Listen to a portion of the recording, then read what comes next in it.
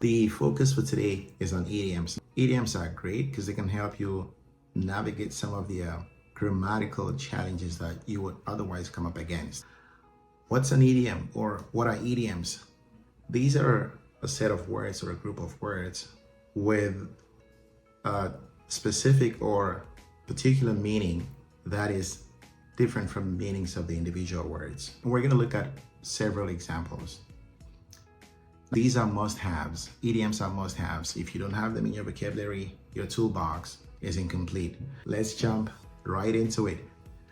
Under the weather. Under the weather. Now, when someone says that they're feeling under the weather, what they're saying essentially is that they're feeling ill or they're feeling unwell. You can say, I'm feeling a bit under the weather. Now, if you're just feeling a little bit under the weather, there is a possibility for you to still go to work or to school or to go to an appointment. But if it's serious, then you need to see a doctor or you can just stay home. The ball's in someone's court or the ball's in your court. If I say that the ball's in your court, I'm waiting for you to take action or decide on something before progress can be made in a situation. So you can say, it's up to you now what to do. The ball's in your court. So until you take action or until you decide, we won't be able to make any headway or progress with whatever situation that we're involved in. Let the cat out of the bag, right? Let the cat out of the bag. So when you let the cat out of the bag, you're allowing a secret to be known. So you're making public information that's considered to be a secret. This is usually without intending to. You can say, I was trying to keep the party a secret, but Jenny went and let the cat out of the bag. Now, I find this to be synonymous to spill the beans. When someone spills the beans, what they're doing essentially is they're releasing or revealing information that's considered to be secret.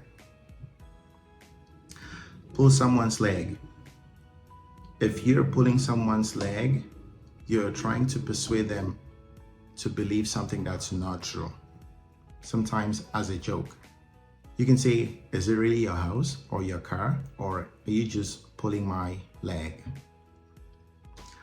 Sit on the fence. In our communities, in our workplaces, in our schools, at home, we all know people who are always going to sit on the fence, right? When you sit on the fence, you're delaying in making a decision, and usually this is retarding progress. So you can say, you can't sit on the fence any longer. You have to decide whose side you're on. Can't sit on the fence any longer, you have to decide whose side you're on. Through thick and thin, through thick and thin, through thick and thin. Okay, that's interesting. So this is to always show your support to someone or stay with them, regardless, even if there is a problem or even if that person is going through a really, really difficult situation, you're always sticking with them. That means, sticking with them through thick and thin. Now, you can say, she's always stuck with me through thick and thin. So this is someone showing appreciation to an individual who is always stuck with them despite all the problems or difficulties or challenges that they were going through. Once in a blue moon. Now, when something happens or if something happens once in a blue moon, it doesn't happen very often. You can say, my sister lives in London, so I only see her once in a blue moon. I only drink or consume alcohol once in a blue moon. That's another example. Take something with a grain of salt, or take something with a pinch of salt. Now, some people say take something with a grain of salt. Some people say take something with a pinch of salt. So they're all the same thing. When you take something with a grain of salt, you don't completely believe what you've been told because you think it is unlikely to be true, or generally speaking, you don't take it seriously. You can say, You've got to take everything she says with a grain of salt because she tends to exaggerate. Right now, if you have a friend or a family or a schoolmate or a workmate who's always exaggerating, then you have to take whatever they tell you with a grain of salt, right? You don't want to completely believe in what they're telling you because, again, they're always exaggerating. Come rain or shine. This means regardless of what happens, right? Whatever happens, no matter what. You can say, come rain or shine, I'll see you on Thursday. Come rain or shine, I'll be at a wedding. Come rain or shine, I'll attend your graduation party, right?